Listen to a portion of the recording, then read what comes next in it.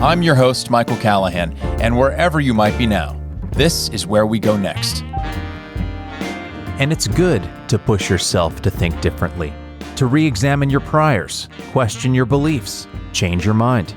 But it's not enough to stop there, to switch from right to left or left to right, or from Heterodox Pepsi to Heterodox Coke. Introspection is a train without a station, something that should just keep going. Our returning guest this week discusses the sometimes difficult but rewarding task of remaining a work in progress.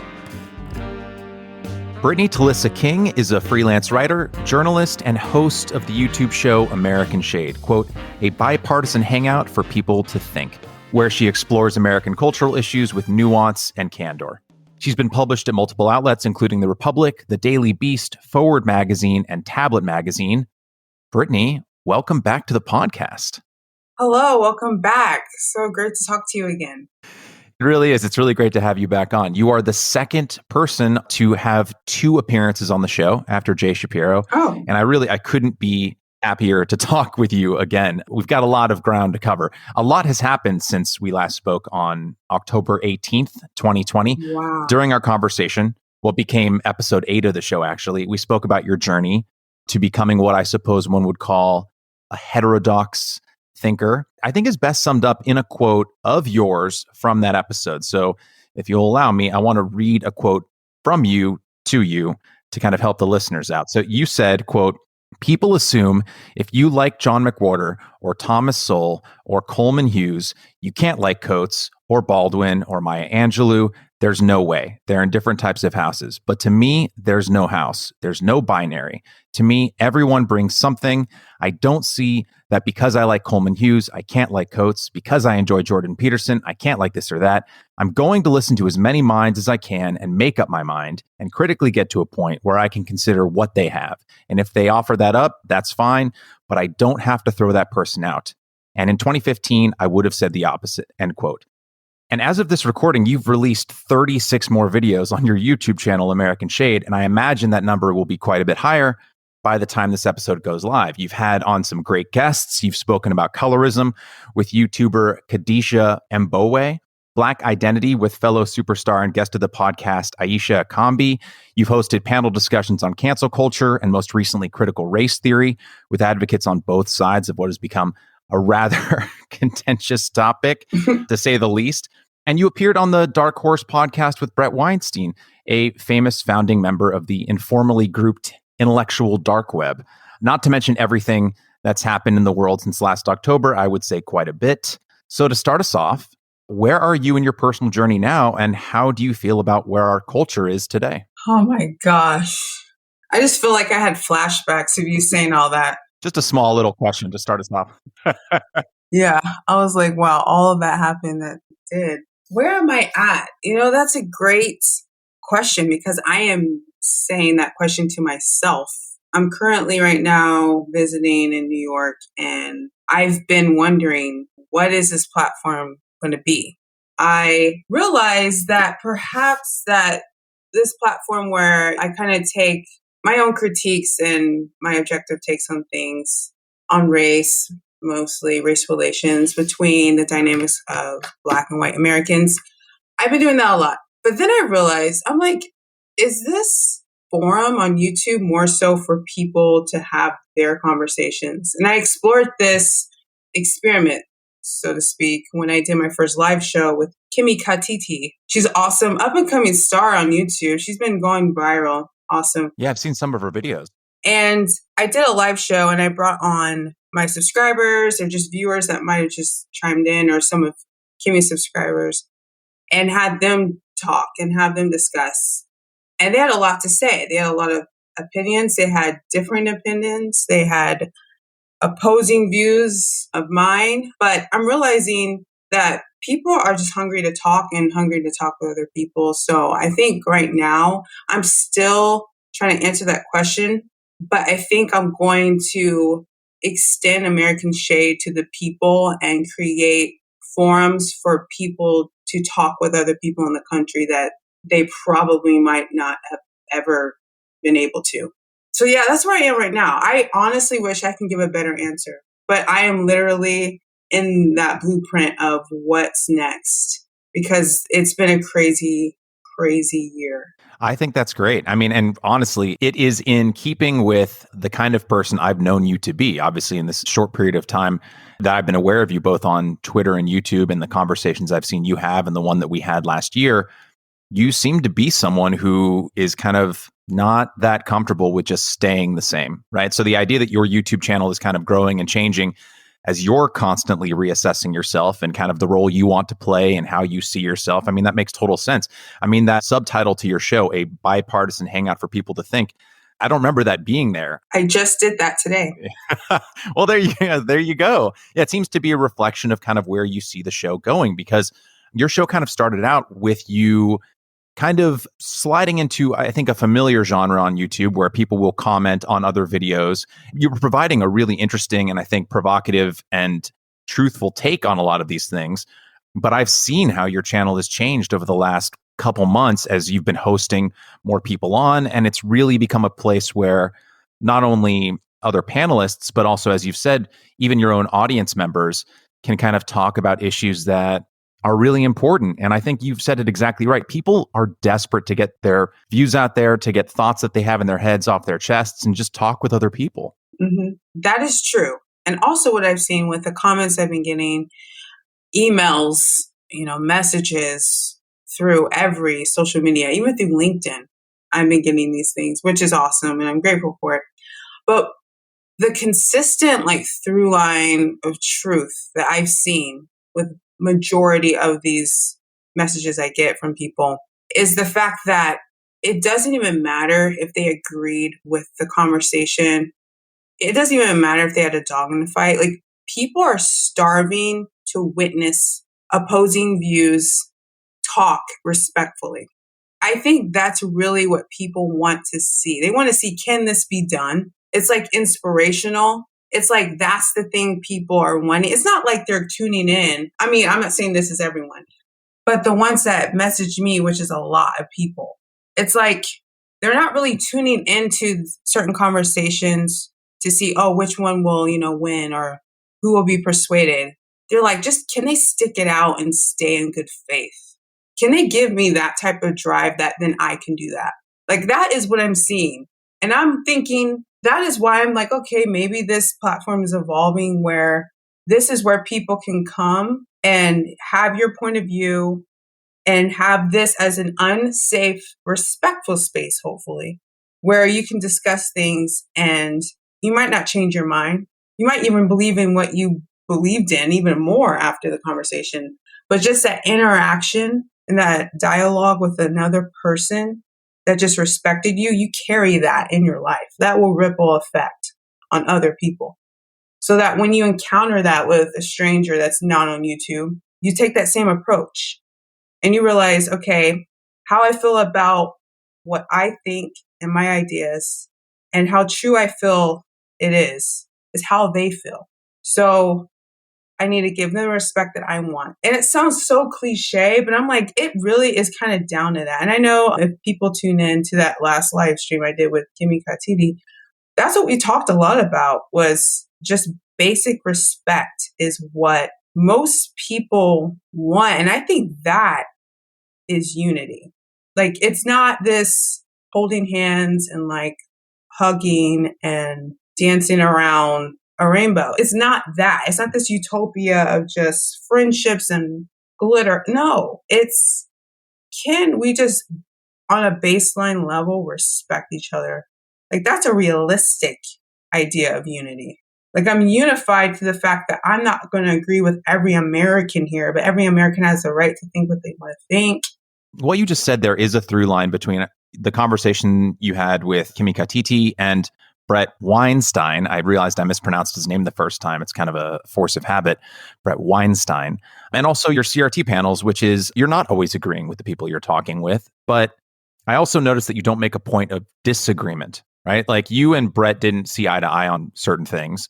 You would disagree with him, but you wouldn't take offense to what he was saying or try and force him to see things your way. You would just explain your point of view and listen to his. And if you guys found common ground, great. And if you didn't find common ground, that was also fine.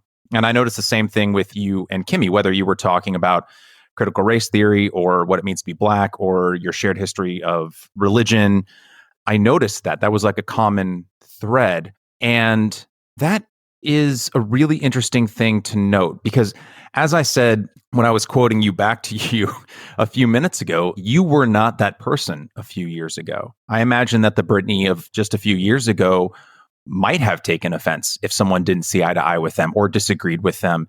And this changed particularly from you of last fall when you were exploring how you could expand your own mind and hold conflicting views in your own mind at the same time, which I relate to in some respects as well. Over the last few years, I've had to like, okay, just because I'm thinking about a conservative view that I might disagree with or disagreeing with a far left view that's in my head, like I don't have to let that get to me. I don't have to let that grind me down. That's one of the reasons I connected with your tablet essay and with your Medium essays on a whole, that sort of similar thing. But it seems like you're now taking that view that you had in your own mind of letting those uncomfortable views that you might not even agree with sit in your head and just exist. You're now taking that and putting it outward where it's like, okay, well, in the same way that I allowed conflicting views to just sit in my head and be at peace with that, I'm now bringing other people in to talk with, whether they're guests of the show or audience members, and we can just all coexist like the thoughts in your mind and talk with each other. And we don't have to focus on the fact that we might disagree. It's just about sharing our views. Exactly. And it's funny you bring up that conversation with Brett and how we did disagree on stuff, but neither of us felt the need to like bait each other.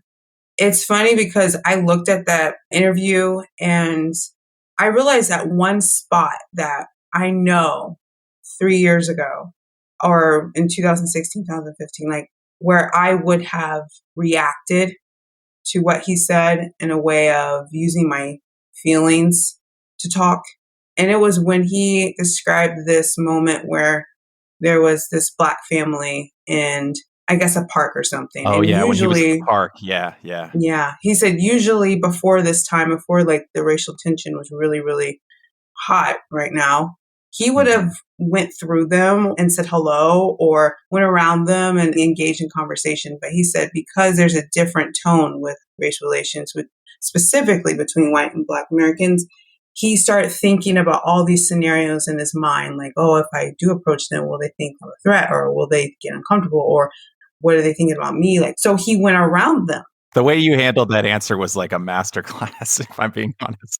That's the thing, because I thought about it and I was like, wow, like years ago, I would have been like, I would have reacted in a way where it wouldn't have been conducive for the conversation. And I would have heard Brett in a different way. And I don't want to say ignorant, but a way where it's like, well, duh, this is what Black people go through, right? I didn't even think about it like that. When he said that to me, I was like, oh, that's exactly how it feels like when in certain spaces or places you go, depending on where you are in this country. It is complicated being Black because sometimes you think people think you're a threat or you are thinking, what are people thinking of you? Like if I was in that park and it was a white family, will I walk through them and say hello? Well, I, on a normal day, won't do that just because it's not even anything I'm thinking through. It's like just so subconscious where it just happens. But when he said that, I was like, oh, this is an opportunity where Brett is saying this as a white man and his base could maybe get it, maybe understand this paranoia that Black people feel that they don't want to feel, that we do not want to feel this way. We don't want this paranoia like buzzing in our ear. But if the fact that he just explained how this was and it was so clear with all the imagery, I'm like, if people will wind this back and hear what you just said, that's what Black Americans feel a lot of the time, depending where they are. And that actually, there were so many people that commented on that said, I didn't understand the whole microaggression thing or little things like that, or like how Black Americans, I didn't understand why some people felt like, oh, I can't go over here. I can't go over there. Like afraid to like just roam the earth because of your skin. I didn't get that. But sadly, it did take a white man. And for you to be like, oh, that's how I feel, for me to like, dang, okay, I get it now. that opportunity would have been completely missed years ago. That moment, I just knew. But the thing is, this is why I'm such a proponent for thinking. And it's so like, well, duh, we all think. No, all of us do not actually think. We react and we respond. We don't think though, because thinking requires you to wait and to be patient and to make logical sense of the ideas that you're digesting. Like, so when I was listening to Brett, I didn't react to what he said. I was thinking about what he was telling me, and therefore I was able to make logical sense of, oh, this is exactly what I feel like. And this is exactly a great opportunity to showcase that through his own experience for his audience that knows him. So that is why I changed my mantra, so to speak, of American Shade today to bipartisan hangout for people to think, because I wasn't doing much of that years ago. I was just reacting and letting my feelings call the shots, not my logic. Because I'm like, well, with race, I don't need logic. I'm Black. I know it all. And then I had a rude awakening, and we talked about that last time. But yeah, that is why I didn't at all feel the need to fight Brett. I don't feel the need to fight anyone I have a conversation with. And it's, I don't know if it can be completely compared to this. I'll just use this analogy. It's like when people learn Kung Fu, you don't learn Kung Fu to start beating people up. You learn Kung Fu because you learn how to defend yourself. And that actually makes you less defensive in the world because you know you can protect yourself. So when you come against a threat, you're like, oh, I got this. But you don't walk around like all macho, like I'm going to beat someone up. No, you have this calm, humble confidence. Like if it gets down to that, I can take care of business. And you have like this less like abrasive demeanor with people just because you're like, I don't need to do that because I got this. And that's kind of how it is when one, not to say I've 100% learned the craft of critical thinking and I'm like, no.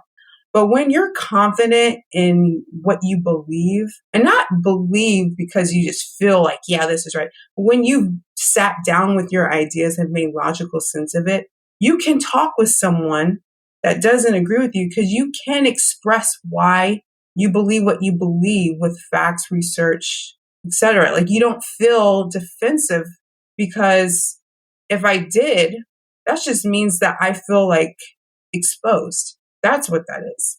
I don't feel like that in conversations. Now, sometimes if someone asks me a question or if someone wants me to elaborate on something else, I have no problem being pretty overt with, I don't know that answer.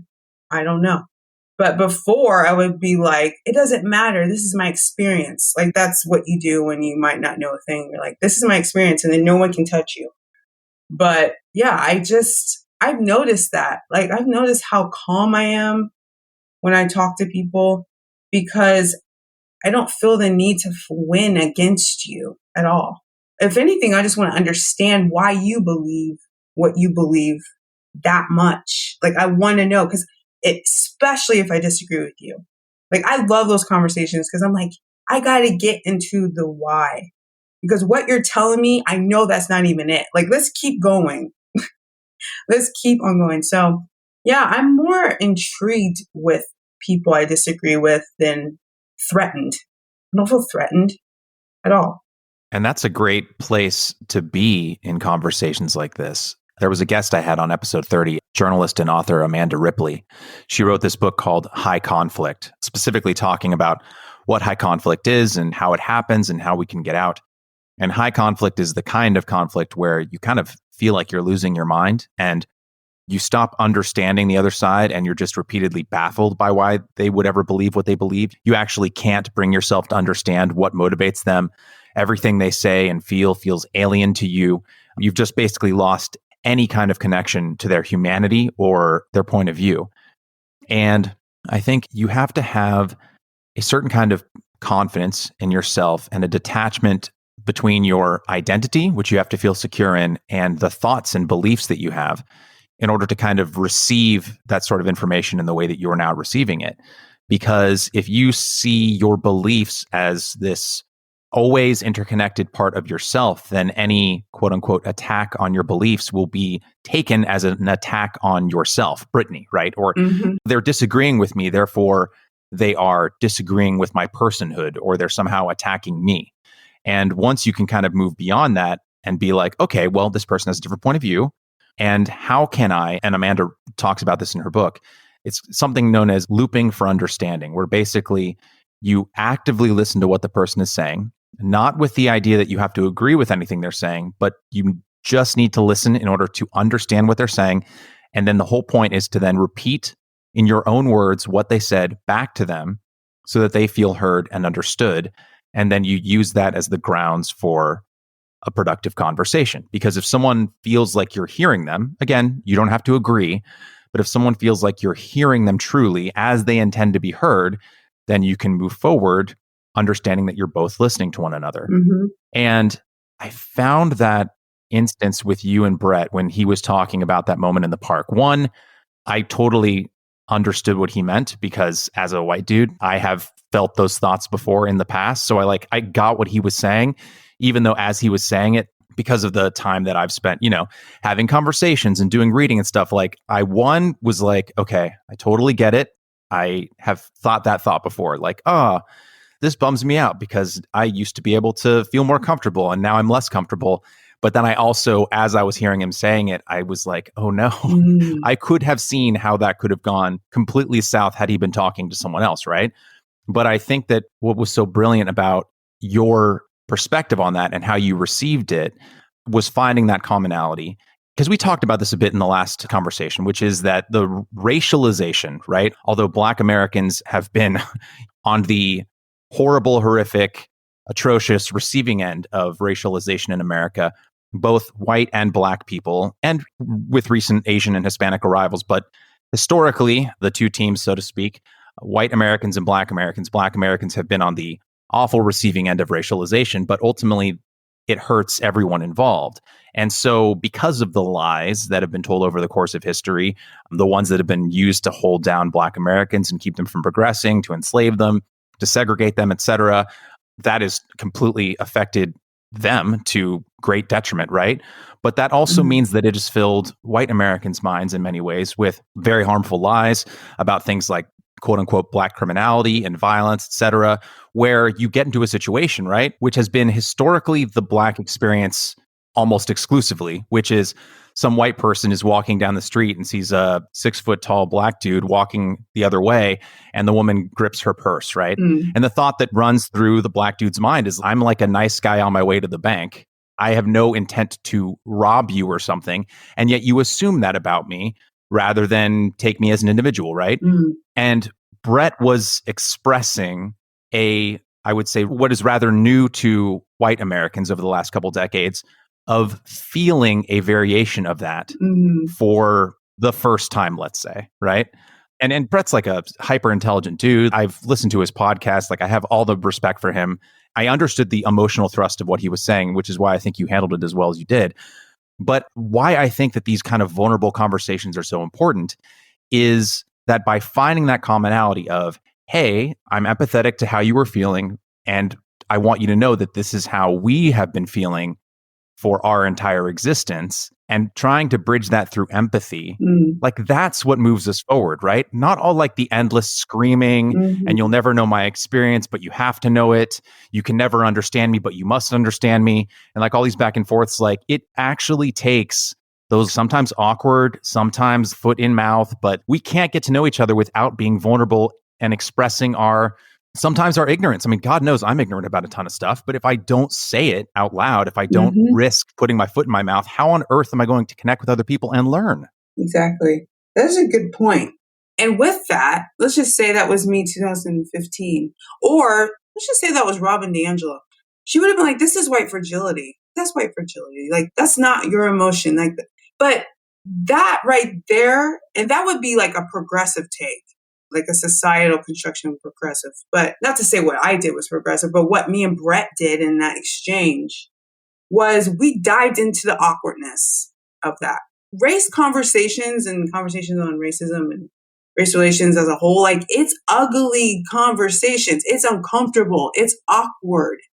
Like, I wasn't uncomfortable when he said that, but I never heard a white person say that to a black person. Like, I've never heard a white person basically more or less say, I know how it feels to be black, in a sense. Does that make sense?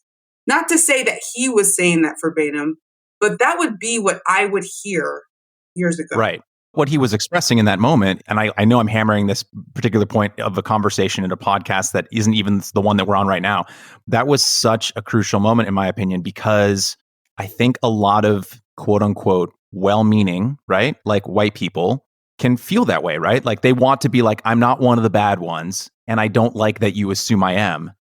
But that is the thing. Like that, that is feeling racialized, right? Like that is feeling not an individual. That is feeling grouped with other people. That is feeling not to be seen as who you are, individual Michael, let's say, or Brett, or whoever. That is you now feeling what it means to feel like, oh, are they looking at me like someone from January 6th? Do they think that I'm one of those people that is going to shout the N-word at them? I don't like how that feels. I want to just be able to walk up to this person in the park and say hello. But now I'm second guessing myself.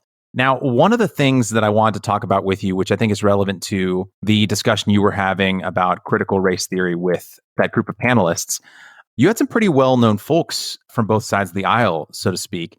Before we get into the whole idea of labels and kind of the slippiness of what words mean and what the hell is critical race theory anyway, and woke versus anti-woke, like, what were your takeaways from that conversation? I know that your audience really appreciated it from what I can tell, but what were your takeaways from it? And what was kind of the general reception after you finished it?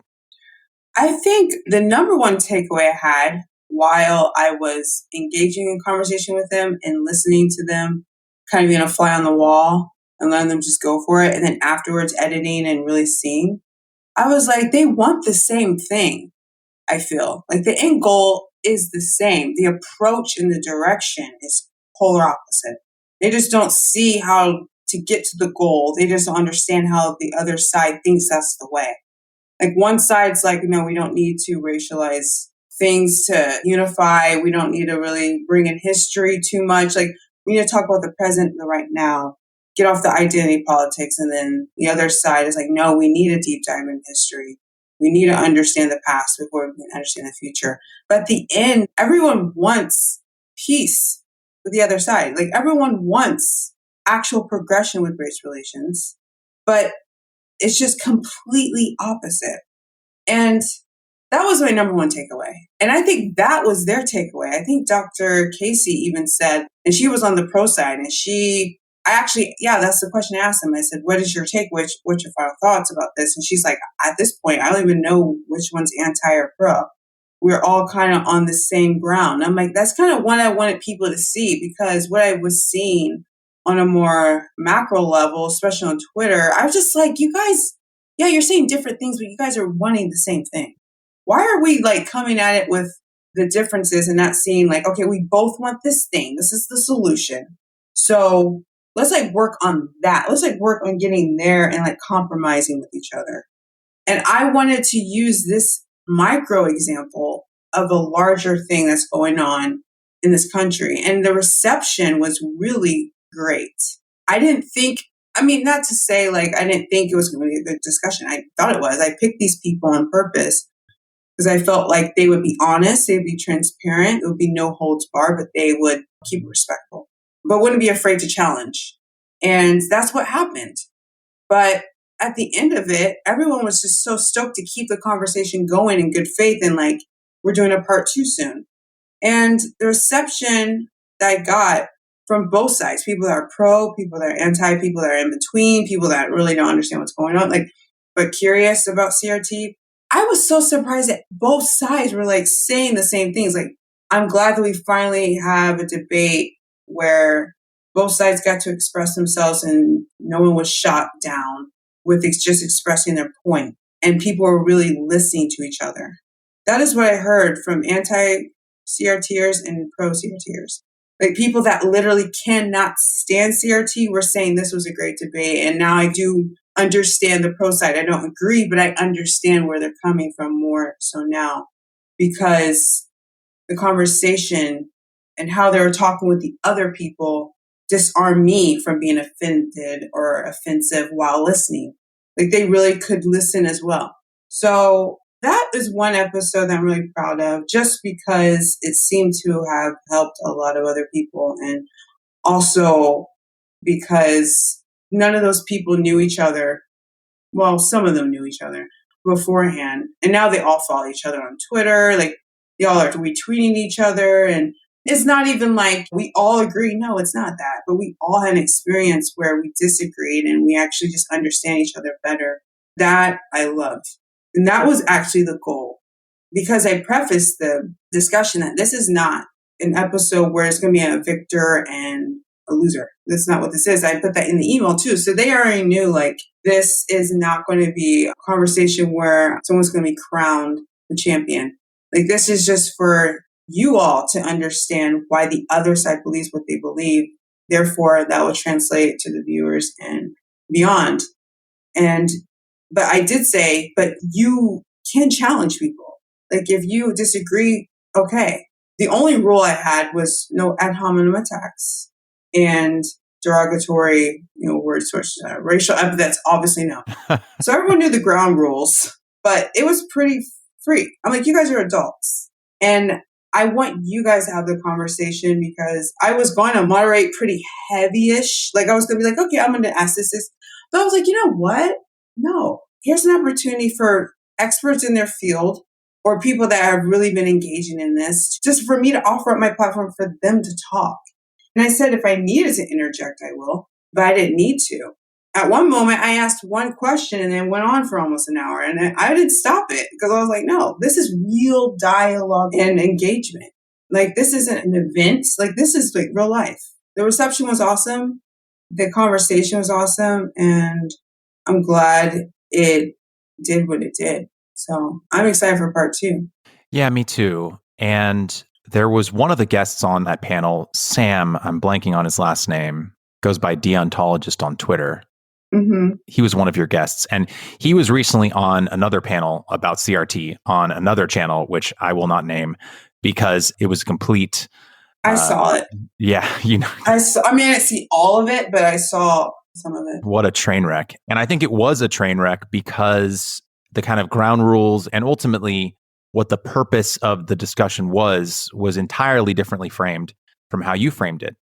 Ostensibly, that other channel said that it was about like understanding one another, but it quickly just deteriorated on the quote unquote anti-woke side, just constantly trying to win and being really uncharitable. And it just kind of devolved into this complete kind of name calling mess, which I think conversations around hot button topics like this, if you're not careful and if you don't set a kind of ground level expectation of mutual respect, even if you don't agree with someone, things can get really bad really fast. And to reference Amanda Ripley's book one more time, and I'm referencing it here because I think even if you haven't read it, you are really practicing a lot of the things that she talks about. One of the most important things to understand per her book in kind of de-escalating high conflict and getting from that place where you can't understand that person because their views just baffle you, to being able to really reach a point of understanding, even if you disagree, is understanding what the understory of that conversation is. And what that means is, in the context of that book, the understory is what a topic is really about, not what people are talking about, right? So and I think this is true with like a lot of different labels, whether it's like critical race theory or woke or anti-woke or red pilled or whatever, when the average person is talking about critical race theory, they're not really talking about that. Whatever side of the quote unquote debate they're on, that's not what it is. Why I'm so exhausted with like all of these labels and discussions is because I really just want to ask people, what do you want? Whatever your perspective is, if you're on the left or the right or woke or anti-woke, like what do you want in your life and what do you need, right? And if you tell me like in concrete terms, right, underneath all the layers of abstractions of, oh, like they're coming for our history or whatever, like, okay, whatever. There is something deeper and more emotional underneath that if we can get to that, then we can have a more productive conversation. They're usually very basic emotions, right? Like, I want to feel safe. I want to feel respected. I want to feel seen. I want to feel heard. I want to feel valuable, right? Whatever those things are, Those are usually like the very base things. If you just peel away all the layers of all the academic baloney, whatever it is, that's ultimately what that onion peels itself away to reveal. And why I am kind of burnt out on all of this academic talk is, yes, it's important in some ways to understand our world, but ultimately people are pretty simple in terms of what drives them day to day, right? Like we don't have long academic discussions on why people eat. You're like, no, people eat because they're hungry. We can get into like the nutritional information and different recipes and diets and stuff, but like if you peel away everything, people eat every day because they're hungry and they need food to survive. Mm-hmm. And ultimately, every discussion that we have about any topic is ultimately going to boil down to something similarly simple, right? Like, I want good schools for my kids. I want to feel safe in my streets. I want to feel judged based on whoever I am rather than who you think that I might be, right? And that's why I want to move past so many of these high level discussions about abstractions that people are screaming about at PTA meetings and just get to like, what is the meat of this? Again, we don't have to agree, but I feel like we can better understand what we want. And I bet we probably have a lot in common, even if we have different ideas about how to accomplish those things. Because if we can agree, like, hey, I want streets safe for my children. Okay, that's something I bet everyone wants. So now when we have discussions about whether we should defund or fund the police or give them more money or less money or body cams or have social workers take the place of them in certain instances, like, okay, but if we can everyone agree in this room that what we want is for less violence and more safety for the people who are living here, then we can use that as a common ground with which to have a larger discussion. But people almost never get there because they don't actually have the opportunity to express what their base needs are. It's always buried underneath all this academic baloney, which I think people use as a tool to guard against being vulnerable. Because if you can keep talking about like funding and statistics and all these other things, then you don't have to be real. You don't have to be raw. You don't have to be true. You don't have to be vulnerable, because being vulnerable when you're not sure the other person is going to accept that vulnerability and be vulnerable back to you is a very dangerous place to be, because it can leave you feeling sort of naked. And so you have to create like a common place of vulnerability where you can both be like, you know what, beneath all of this, this is what I really deeply need in my soul, and I need you to hear me say it. Exactly. Well, why I think it's so chaotic, and I agree with the points you make, I'm going to circle back to the vulnerability point. People don't really know what they want, I feel. People know what their team wants. Yes. People can express, like, this is what Republicans want and Democrats want. This is what the anti-woke ones or the woke ones. This is what. But when you get down to the individual under all of those layers and categories, what do you want? I think it would be a lot of silence. What do I want, actually? But the thing about when you're talking about vulnerability is what I've noticed too. Why can't people just say what they really feel, like what they really want? Like, instead of defund the police or abolish the police, like, say we want safer streets, or say we want to feel that the police officers keeping the streets safe, so to speak, for the community is serving and protecting us. Like, just little things like that. But people don't want to be vulnerable. I think people want to be, but they don't feel like they can be, because they don't want to be vulnerable to people or a side they feel hates them. Like, why would you want to be vulnerable to that? And it was like I talked about with Brett, the weapons. Yes. People were carrying around weapons, and it's like we don't want to use them, but we feel like, well, we got to have them. We got to hold them because you have yours, and we don't know, are you going to swing on us? And if you do swing, we got to be ready. Yes. People don't want it, though. Like, people don't want to hold it. I'm not saying every single person, but the fact that people are so shocked or so surprised and so receptive to just watching people talk who don't agree, and just watching it be successful, meaning it didn't go haywire. And they didn't use their weapons at all, and they watched the weapons drop midway through the discussion, gives people such a sense of hope. That is why I feel most people are like, I'm so done with carrying this weight. Like, I am done with it. I can say, oh, I put my weapons down. I'm sure I have a couple. Where? Like, if we're going to dig into it, where? Oh, the Like, weapons? where would you say, yeah, I mean, I don't want to put you on the spot, but if we were to say, right, because I'm sure I have mine too, but where would you say that, let's say, you're still perhaps potentially sensitive, or you haven't gotten to that place yet where you can talk with other people about a given topic without worrying that you might become emotionally resistant, right? Which is, of course, like the default human reaction. I think what you've accomplished in your life over the last couple of years is really the exception. So in me asking you this, I'm really just asking, like, what part of Brittany is still tethering her to the rest of the human race?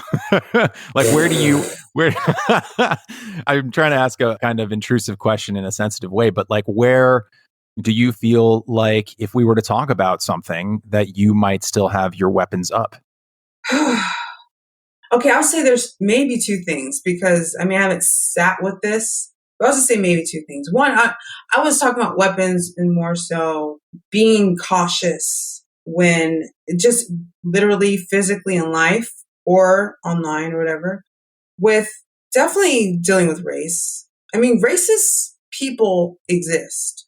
And I would be a fool to be like, oh, well, the conversations I have with so many different people shows me that racism isn't alive and well. It is. So when it comes to that, I mean, I know I have weapons up. I'm ready to defend myself if it comes to it. If someone calls me racial epithet or whatever, those weapons are probably there. Maybe that's just more protection. But there is one thing that I do have. I can talk about it though. So it's not like I won't be vulnerable, but I do feel emotions brewing when I do discuss this thing. And that is when I hear people comparing Black Americans to Black immigrants and saying, like, why can't Black Americans be like Black immigrants? Why is it like they can get it together or they don't see race or they don't complain about systemic racism or they don't do this and this and this? Why don't they be more like them? Like that is a little bit of an Achilles heel for me.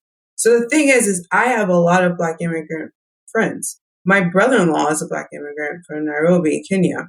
And I had a boyfriend that was from Nigeria that was a Black immigrant. I've had the most uncomfortable, no, beyond, with them on how, not even them, I won't say my brother-in-law more so, but my last boyfriend and some of my friends where they come over when they're 18. They come over when they're 17. So their parents say, don't be around Black Americans. They're going to taint you. Like you're already going to be Black when you're placed in America. So you're already going to be probably seen as a Black American. But if you're around Black Americans, they're going to assume that you're like them. Be around non-Blacks, meaning be around white people or be around good people, whatever group that is. By proxy, it might chisel some of that stigma off of you, so to speak. So I have a big problem, though, when people compare Black Americans to Black immigrants as if we're the same. Like, this one thing came up, and I won't say where I heard it, because I've been writing this essay on this topic and other things for a while, and I think I've been stalling on it a little bit because it is if people thought it was controversial before, get ready, world. There's this study that was done where someone brought up the idea of systemic racism and if it's real or not. And they're like, well, there's a case study where Black immigrants and Black Americans, second generation Black immigrants and Black Americans who were birthed in America the same and go through life as Black Americans, so to speak. And they lived in the same city in New York, I believe. I want to say it was Harlem, but I'm not for sure. So I know it was New York, though. And they did this study on these two groups. And I guess, let's just say, I think about 25, where they're in the professional field, it said that the Black Americans suffered the most. They had less people that had professional jobs, more people incarcerated, more people that committed crimes, less people graduated from college. And on the other side is complete the antithesis, less people with crime. Maybe no one went to jail. Everyone went to college. Great jobs. So the conclusion with this study was, well, then systemic racism can't be as real as one says because it treats these groups the same because they're Black. And racism and race is true. Race is superficial as heck. It doesn't care about who you are. It doesn't care if you came from Africa or you're in America now. You're black. Your skin's brown. You're a black American. It doesn't care about who you are. It cares about what you look like, period. So they say if systemic racism is a barrier for black people, then it should be a barrier for all of black people. And it should show up. So these second generation people, it should have hit them the same way. And I'm like, I thought about it and I was like, that makes sense, but there's something missing. And it took me a week to realize what was missing. It was like arithmetic almost. I was like, well, if you take Black Americans and you take away, what's the difference between Black Americans and Black immigrants? We have the same skin. We're considered Black, but our history isn't the same. We were birthed in America.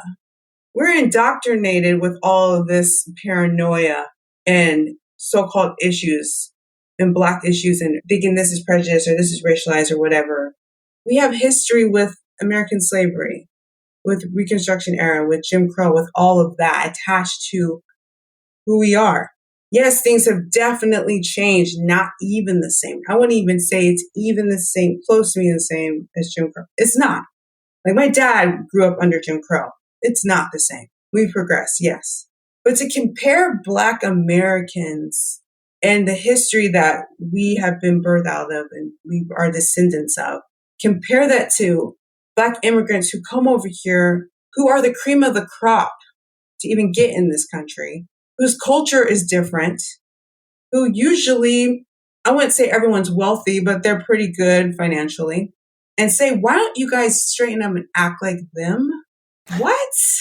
Bro, one, our history, we have a toxic relationship with America from the start. Black immigrants are just making the acquaintance of America. They're getting off on a good start with America. America's welcoming them inside. We were stolen to be taken here. And you're going to tell us to act like them because they make you feel comfortable? Like, what?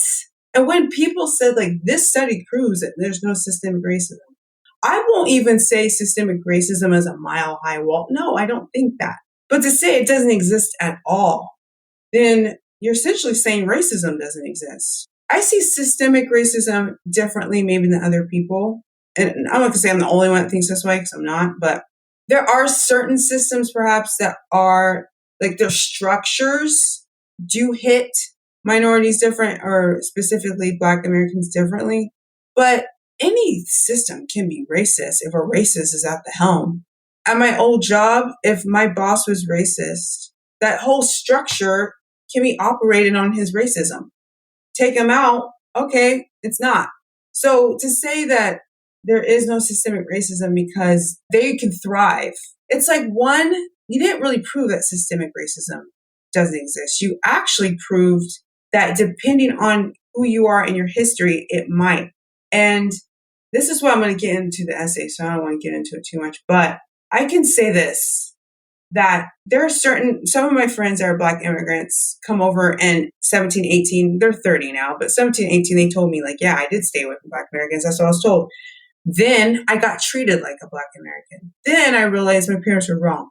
Then I realized I understood your experience because they mistook me as someone that grew up in this country and I didn't.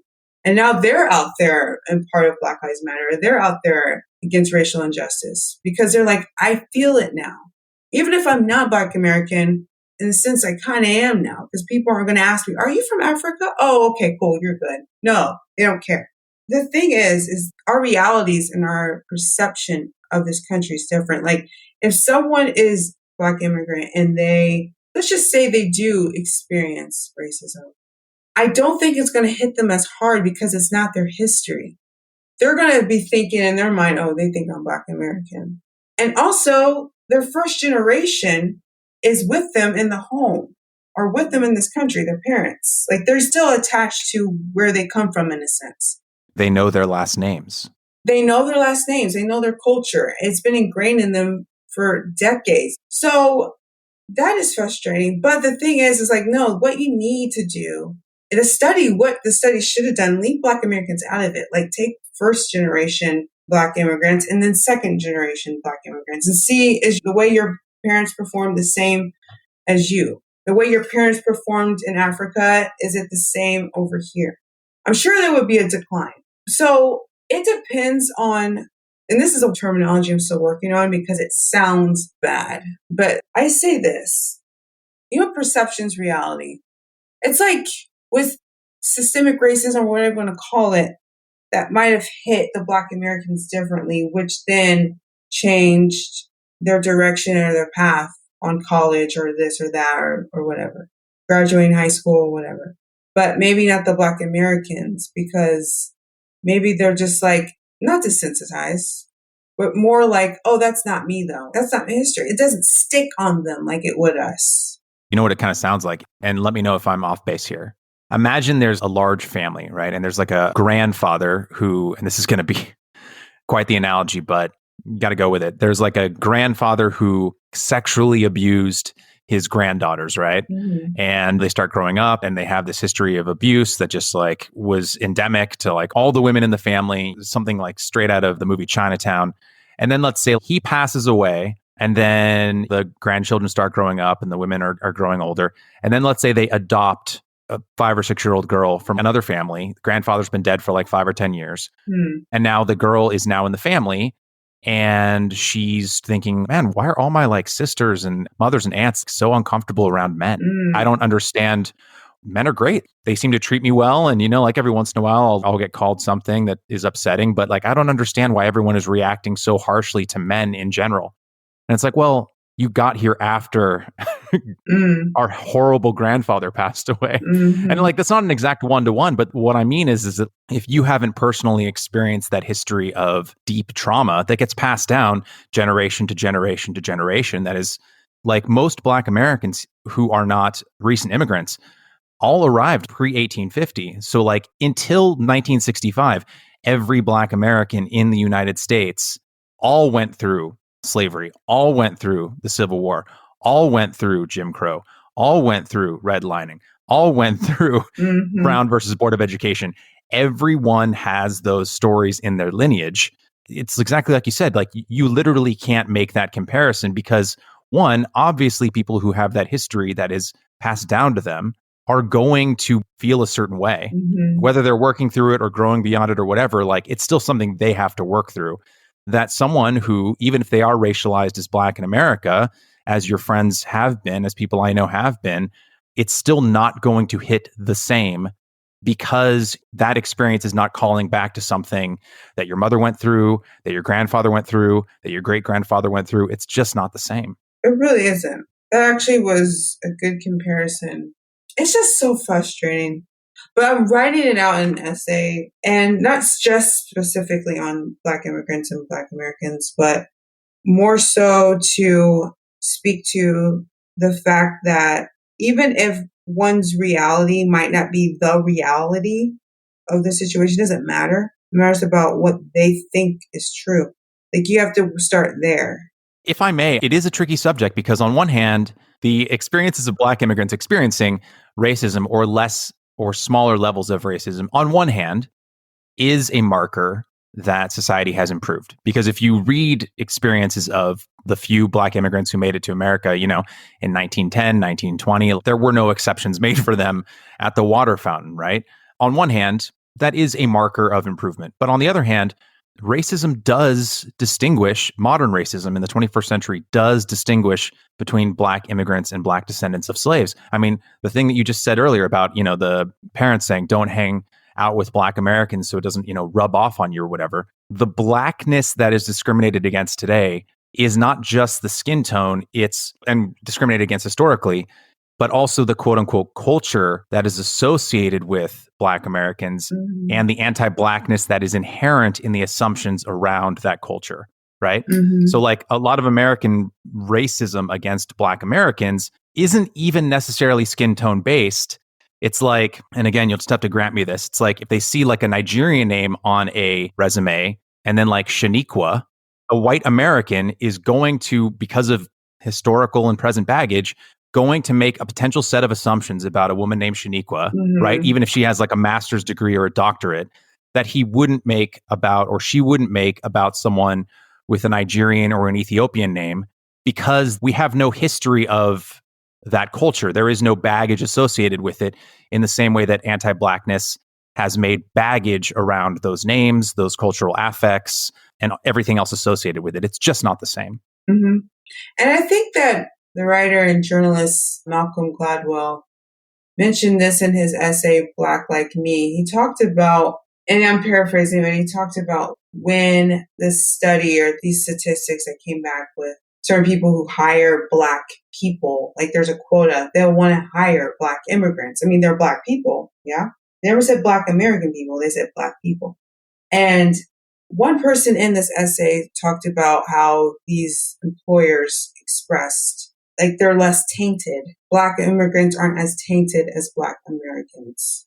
And it's like, okay, we'll meet our quota with diversity, but we don't want all this baggage of talking about this or that, or just having people call HR because it's this or this. Like, it's just easier to get a Black immigrant. Also, they might think they're more smarter than us because, like I said, they come over, their parents are the cream of the crop, they come over, so, or they are the cream of the crop, they come over, and they're like, oh, you have a great background, this or that. Like, yeah.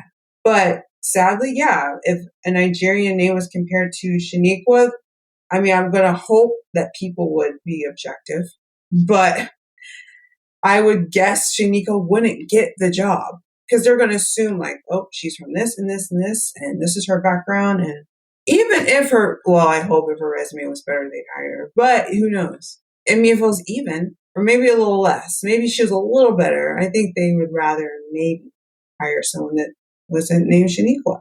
I don't know. But yeah, that is a very complicated subject. I've watched a lot of conversation and debates where there would be like Black immigrants and Black Americans on the panel, and they would have discussions. I even saw a panel when Black Panther came out, and they had Black Americans and Black immigrants talking about it, because in Black Panther, I'm pretty sure people got it, but I think some people just watched it as an action film. But I saw this as so deep in a sense where, I mean, Wakanda, yes, it's not real, but it was placed in Africa, so to speak, and untouched pure African culture, so to speak. And then over in America, Killmonger grows up and he comes back and he has all of this, so to speak, anger. And I say that in quotes. And he references his ancestors a lot. Before he died, he said, place me in the ocean where my ancestors jumped off the ships because they knew that death was better than bondage. Saying all of this stuff because even though his dad was actually from Wakanda, they left him there. And then he became Killmonger because of his experiences in America. But T'Challa is Wakanda and grows up in that culture without any American experience, without the stigmas of history over there. They have their own history. They make the rules. He grows up with this confident, very chill, seems like, very kind, humble, wants to save the day. And he's met with Eric, Killmonger. And Eric is seen as this villain. In a sense, he is the villain. But also his attitude is like villainous too. And he was angry because he was left behind. He was angry because his dad was killed. He had right to be angry.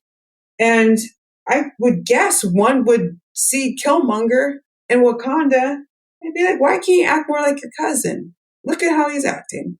Yeah, he's acting this way because he didn't go through what he went through. Not to say you don't go through, and I love what I'm saying, not to say you don't go through anything in Wakanda like it's real. But yeah, that totally did a lot of deep dive on somewhat the dynamics because it was fictional. Wakanda's not real. But with that, people that look like us, but we are totally different. But then again, we're treated the same in a sense here. Yes. Ish. Those are some uncomfortable conversations. My God.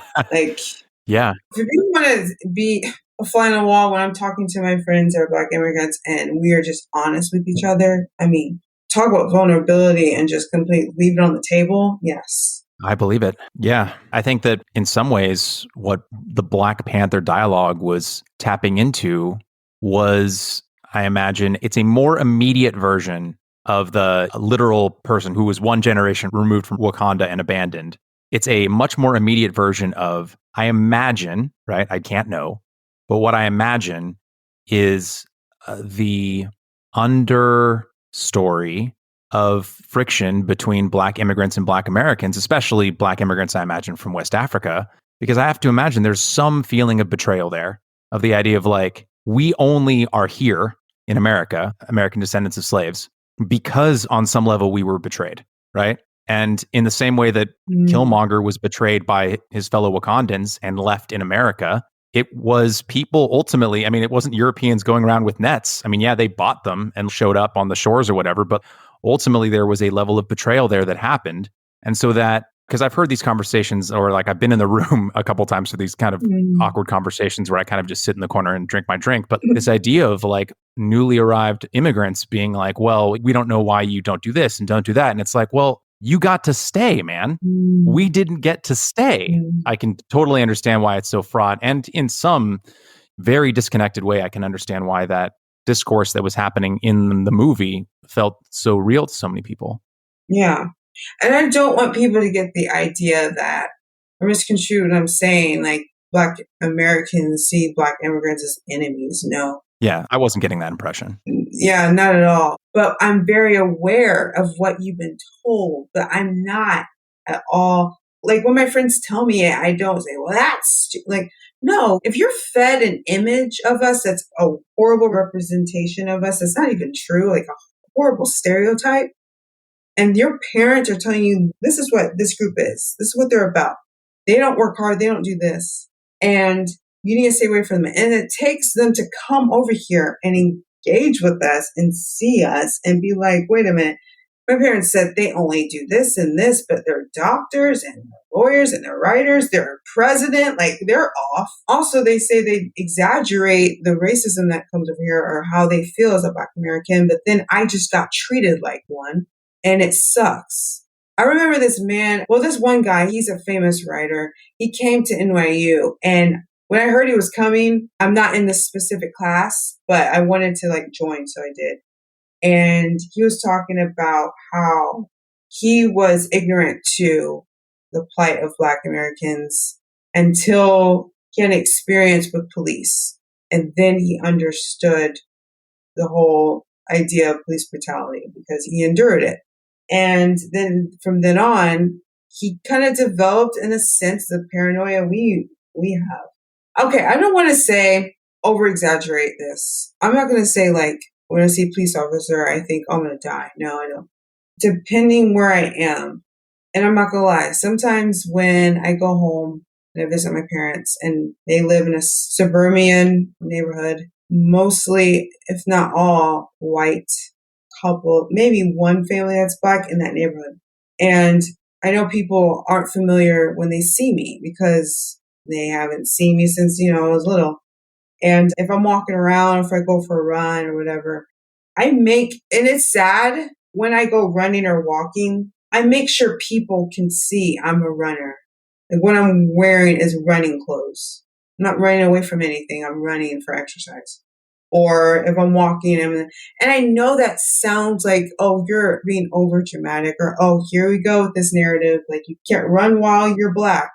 It's not even that. It's just like this thing that's in my mind, just of what I want to be received when I go out there. So I just make sure that people will understand and translate she's running. Because I've had an experience where I had run in my neighborhood and it was cold and I had a hoodie over my head and I had headphones on, but they didn't see that. And a police officer did stop me. But then when he realized I was a woman, I guess, and he was like, where are you going? What are you doing? And then I was like, what? I'm like, I'm exercising. He's like, oh, sorry, miss. Oh, I didn't know. And it got awkward. And I'm like, oh, he thought I was running away from something. Or just thought I was just this, maybe I'm tall. And so perhaps he thought, some dude just running. But then when he saw me, he was like, oh, sorry, like wrong call. Like he didn't know what to say. And I was just kind of just like, so it happens. I don't think you have to really hedge it all with the stories you're talking about, but I think I can understand why. I think our discourse has gotten so toxic over the last couple of years because everyone is being so reductive, and sometimes people are being kind of absurdist in the stances that they're taking, that what it does is it makes people who are sharing legitimate stories of discrimination probably second guess themselves. And I'm not saying that's what you're doing, but I know that people are like, oh my God, if I say that I dress so I'm not mistaken for someone who isn't jogging, that someone's going to think I'm like quote unquote woke or something. But it's like, we have to make space for the fact that this stuff really happens. Like, I know friends of mine who, when they go out to like look at cars to buy, they make sure that they're dressed really well and they don't feel comfortable necessarily going in jogging pants because they're Black. They don't want to be assumed that when they're going there that they don't have money. And it's not an assumption that is going to be made if you're a white dude, right? So that idea of like having to wear sort of a uniform that declares what you're doing, like my I am a jogger uniform, my I have money uniform, like that's real stuff. And I think it says more about how fraught our discourse has gotten rather than anything about you specifically. But I think that I just wanted to note it because I think it speaks to the kind of fraying nature of how we're talking about this stuff at a national level. Yeah, I guess I was doing it more so because I know right when people start maybe speaking the way I speak or bringing context in like that, the people are just going to tune out. Like, oh, here we go. Because with the whole label thing, oh, she's woke. I'm done with this conversation. Which is why these labels are so arbitrary and don't do anything for anyone. Yeah. Because the simple fact that I have to go into that much explanation just so people will just keep hanging on to and listen to what I have to say, almost like disarming them, which now I'm like, should I have even done that? Probably not, but whatever. That's what all these words and this red pill of anti-woke and woke like complicates just honesty. People just can't even be honest. Because they're going to think, oh, that's the narrative that sounds like this. So therefore, they're in this one category. That's not an individual anymore. That's probably what I was trying to do. I was trying to like keep it tethered on me as me. Like I'm not speaking for this team or this side. I'm speaking for Brittany King. This is what I have been through. And I'm just telling you the truth. I feel like we're having the conversation equivalent of like when you're walking down the street and someone's walking the other direction and you both make eye contact and you know one of you has to move to the left or to the right. And so you start moving in the same direction as you're trying to pass one another. Yep. We just had a collision. Yeah, exactly. We both bumped into each other. Regarding the woke and anti-woke labels, I find them so pointless, right? Because, and I used this example online once, if you're someone who doesn't want privilege lines being used in elementary school, but you run and have founded a after-school tutoring program for writing and math that is in a predominantly Black and Latino neighborhood, are you woke or anti-woke by our definitions today?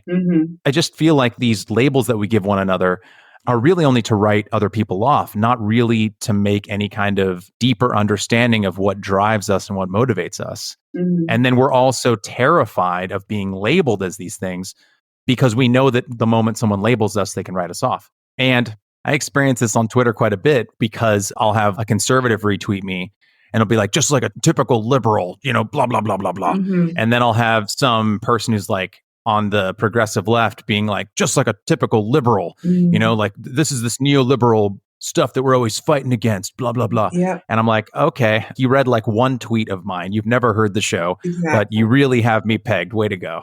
Exactly. I mean, this is the same people that want everyone to be an individual, but don't do that. Don't see people as individuals. Like, that's what I see. I think everyone's just so hypocritical and contradicting. But yeah, I don't consider myself woke or anti-woke. I'm just not woke. The reason why is right now with American Shade and just my work, like I'm trying to examine the fight between the woke and the anti-woke. One could even say like, oh, the anti-CRTers were the anti-woke and then the woke was the pro-CRTers. But I wanted to do that because I'm trying to examine like what is the fight, but what's the common ground between the two? And also I feel like it would be hypocritical of me to say I'm woke or anti-woke as a journalist or an independent journalist. Because one, my goal is to be as objective as I can and not come into a situation with bias. So I'm not, if I say I'm anti-woke, it's like automatically it seems like I'm fighting the woke. It's almost like anti-racist and racist, you know? You can't be a not racist.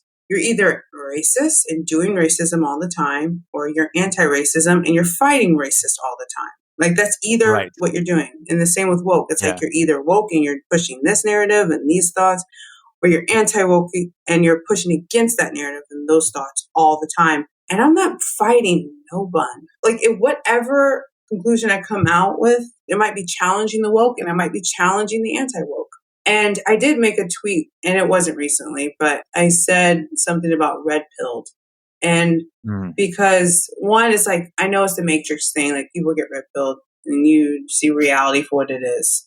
And then versus blue pilled. So people are like, oh, the people that are woke are blue pilled and people that are red pilled are awakened ones, whatever. And people even like, oh, Brittany's red pilled now. And I find that so condescending.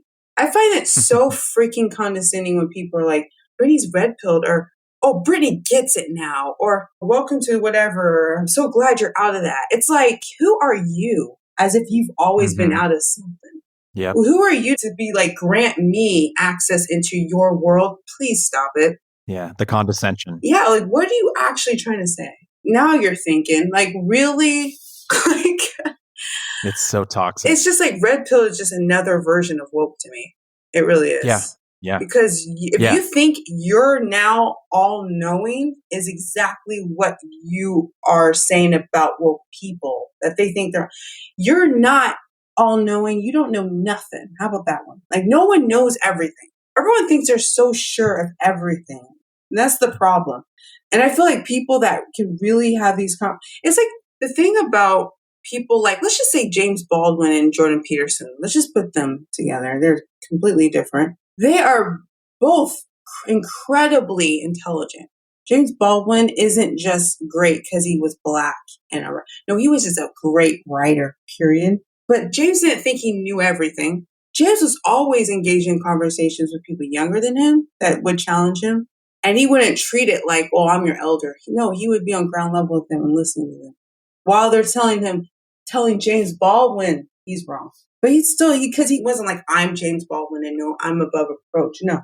Even though one would say that, even though millions of people would say that, he was always a student. Even when he was a master, he was always a student. And I feel like with Jordan, I feel Jordan seems open as well to being proven wrong if he is wrong, or like he doesn't know everything, but he knows so much. And so when people just walk around thinking they are the truth bearers and thinking they're on the side where everyone gets it, and then think it's a compliment to be like, oh, you're going to go far now, Brittany. Oh, yeah, I'm so glad you're out of that mentality. Excuse me, sir, are you? That's when I really pray. I'm like, God, give me peace. I don't know this understanding. I know that scripture I'm babbling now, but Lord help. Yeah. Can I put a question to you? Yeah. I feel like I already know your answer, but I want to ask it because I think it's interesting. Your YouTube following has grown pretty consistently over the last, 7-8 months. And like I said, you've appeared on the Dark Horse podcast and you've had some pretty phenomenal guests on your show. Are you ever tempted to just pick a side and explode? You know what I mean? Whether it was you just decide to go full woke and, you start making video essays that are going to go just completely viral because it's like you make one titled Things White People Need to Stop Doing or whatever, or you go the other direction, right? And I think it especially catches viral if we're just being honest with ourselves, like when a Black person goes full anti-woke, it can oftentimes lead to their YouTube channel just exploding in the course of 6 months, right? It can be lucrative. Yeah. Yes. Yeah. And because I know you have views that are on both sides of that, right? If we're being reductive when we're categorizing things, I'm sure we could say that there are some views of yours that if we had to put them in buckets would be considered anti-woke. And then if we had to put them in buckets, they'd be considered woke and these stupid labels. Mm-hmm. But has that ever, as a creator, have you ever seen other channels and been like, oh man, if I just leaned a little bit in either direction, I could probably explode within like 3 months? No, I can honestly say that. I didn't think so, but I don't. And people might be like, yeah, right. I 100% could have 500,000 subscribers right now if I did that. I know I could. You know what videos of yours have gone viral, and I'm sure if you just kept doing those videos over and over again. It's funny because those videos went viral, but I didn't They went viral like while they were sitting there for months, but I didn't think those would go viral, to be real. But I'm not a clout chaser. I really think because I just feel like I'm aligned with what I'm doing, and I feel like, well, it is Sunday. I can get biblical. Listen up. I'm doing a sermon now. Just kidding. But like, I feel like I know that God has a purpose for this that's bigger than me. And I'm not even saying like, oh, because I have a huge following. No, I might not ever break 100,000. I don't know. Now, I will be honest with this. Like, I have seen people who have started with, let's just say 5,000 or like way less. And then I saw them changing their content to be more viral. And now they have a lot more than me. And yeah, I'm like, well, of course you're like, dang, I guess. But I never think, well, I'm going to do that now. No, because what I'm doing, I see the difference it's making. And it's funny because I just told my friend this. So like you said, yeah, my Twitter has grown from when we talked. I think I maybe broke 2,000. Now I'm almost at 7,000. I don't even tweet as much now. I'm even on Twitter that much. It's probably for the best. Yeah, because I have so many. I have more followers now, and I don't even want to even tweet out. Like, I always am careful when I tweet, but I'm thankful. I'm not going to say, oh, follow. No, I'm thankful people are following because they're wanting more updates on content and stuff like that. That's great. But there's more weight now when you tweet something out. I don't just tweet stuff just to tweet stuff. I don't. But yeah, I could easily do stuff to go viral. So this is something, and I hope if he hears this, he doesn't take me in a bad way. I don't want him to. So the 2 videos I did on Jordan Peterson, because like, oh, Black women talking about Jordan Peterson, this is new. People click on it. And Jordan Peterson actually has tweeted out like 3 of my videos. Wow. I've only retweeted 1 of his tweets of my stuff. The last 2 that he retweeted, I didn't retweet it because I didn't want people to think I'm just attach me to him so much. And I don't want him to think that's bad. I don't want that at all. Because I could have tweeted that and it could have got like 1,000 likes. I don't care about likes. Who gives a crap? People just click on a heart. Woo. But I didn't want too much attachment to Jordan Peterson because I'm Brittany King. Yeah. Not Brittany King who always talks about Jordan Peterson. And I knew like if I retweet this, it's just going to attach me too much to him. Yeah. Not a bad person. Yeah. It's a through line to your whole ethos. It's a through line to all of your work.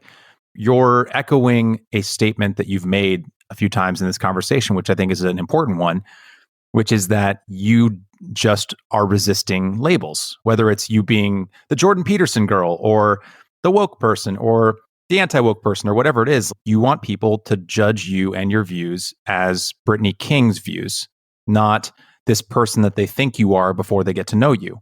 And I think that it's very easy online, whether it's Twitter, Instagram, or YouTube, for people, 1, to get categorized prematurely, and 2, to embrace that categorization and then just make that their thing.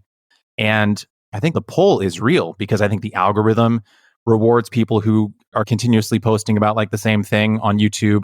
I think that branding just in general just rewards that sort of thing. But I share that similar impulse. Like there have been a couple times on Twitter where people will be like, here's a list of anti-woke people that I follow. And like every once in a while I'll get tagged in that. And I don't know what to do. Oh my gosh, yes. There's a part of me that wants to like reply and be like, please don't do that. Yes. But on the other hand, like I don't want to be rude, but I do not consider myself that. And I don't like when you're labeling me that, but I don't know how to broach it because I don't want to be.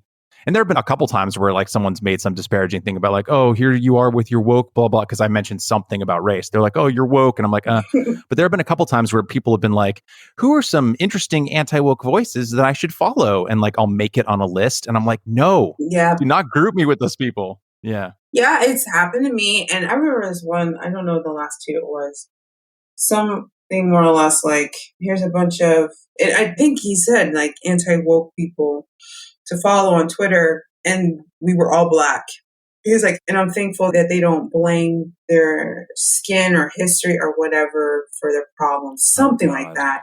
Like, it wasn't like that verbatim, but that was the gist. They don't embrace victimhood or exactly, like something like that. And I was like, you're pinning me against people that I am with.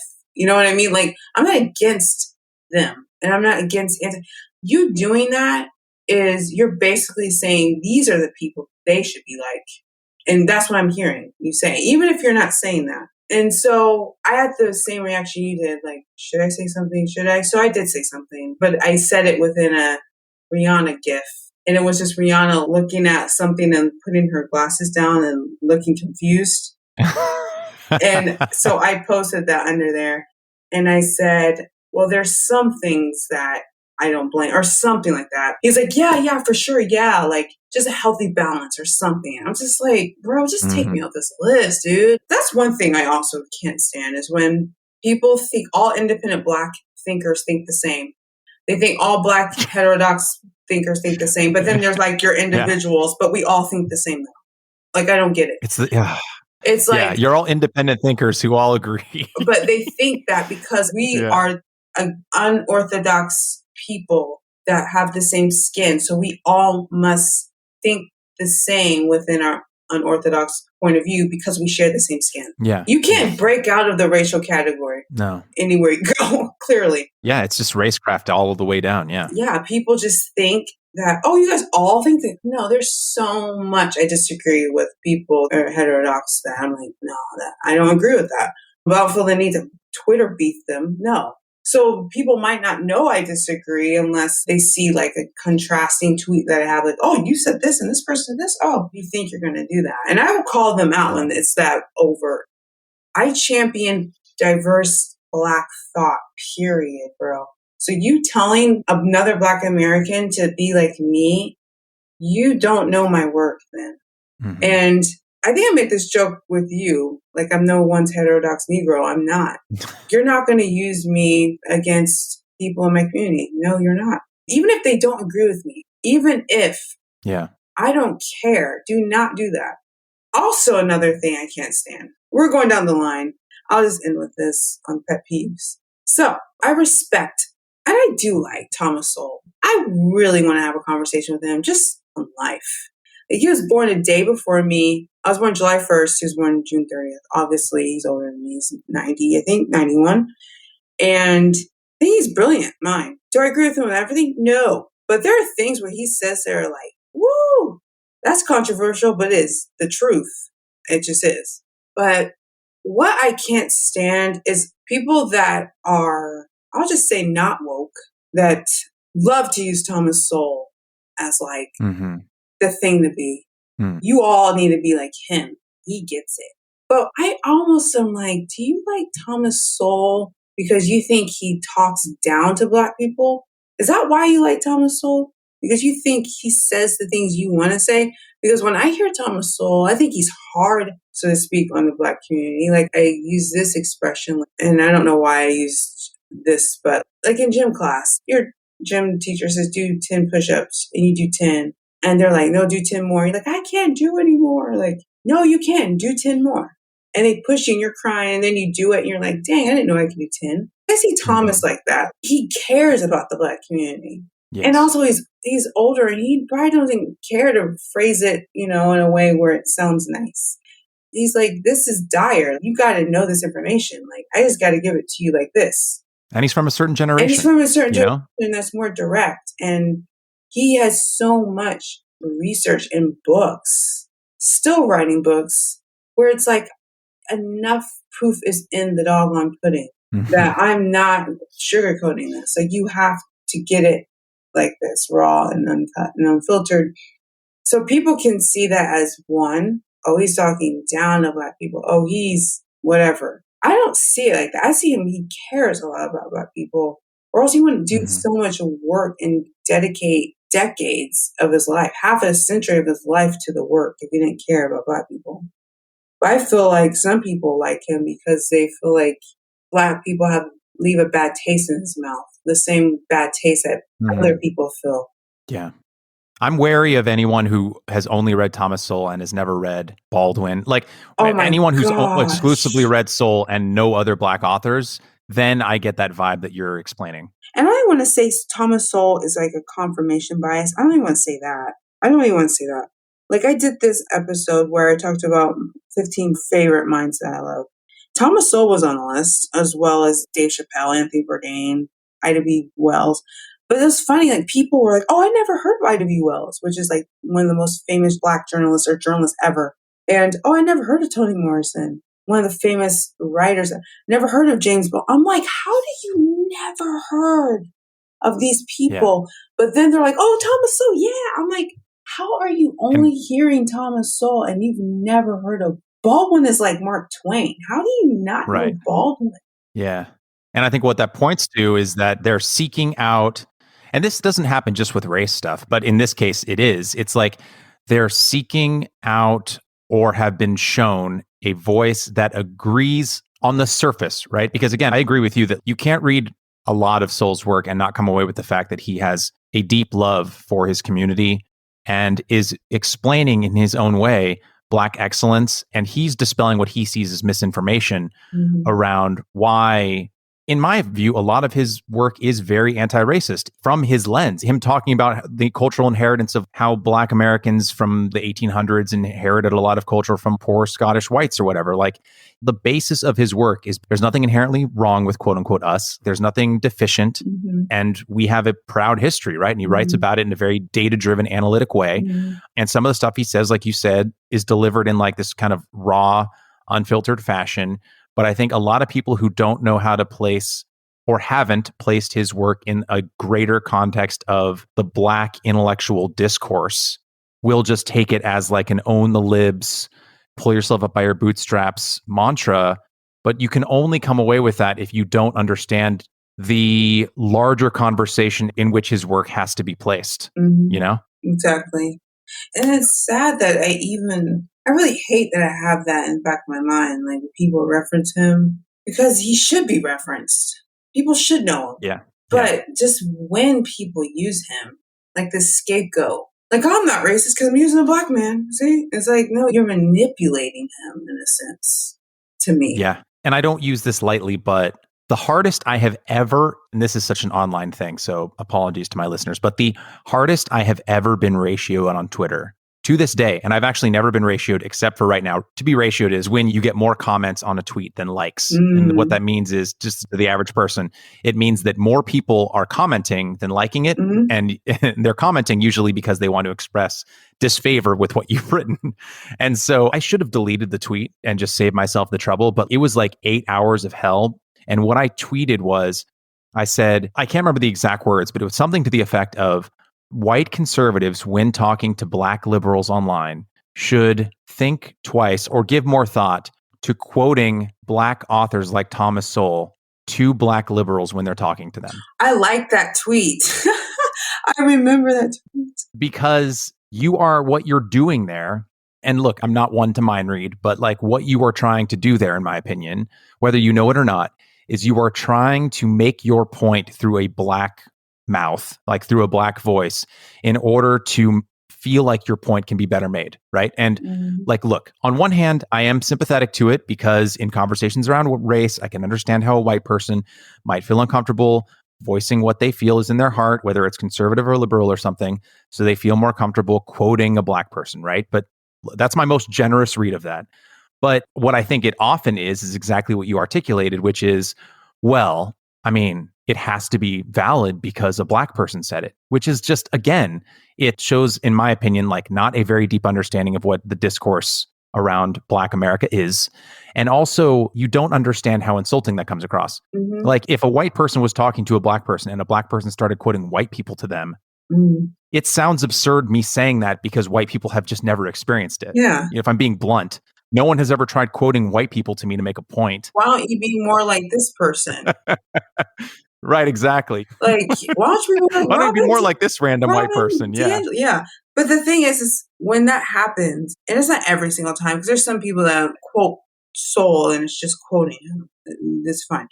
But then when people try to fight behind Sowell, it's almost like they're like, look, this Black person said this, all right, now get in line, other Black person, or be more like him. As if they're positioning Sowell like as this respectable Black person. Like, he's the kind that we like. Get on his program. That is what I get, in a sense, when some people weaponize Sowell on Black people. And I cannot stand it. Or when people discover my channel and they're like, have you read Thomas Sowell? You should read Thomas Sowell. Or the next person you should read or do a video on Thomas Sowell. Or like, oh yeah, you're ready for Thomas Sowell now. I'm like, wow. Ooh, you're ready for him, Brittany. Yeah. As if you really think I You're don't know who finally Thomas ready Sowell for is, him. bro. Like, you really don't think I know Thomas Sowell? Uh, You can't fight everyone. And there's no need to fight with that. But yeah, on Twitter, though, when people try to do that, no. So many yeah. YouTube comments, you're like, whatever. But it's like, I want to know, why do you like him? Is it because of what he says and what he writes? Or is it because of what you think he's thinking? And you're hoping it's aligned with you, which isn't really anything you say out loud.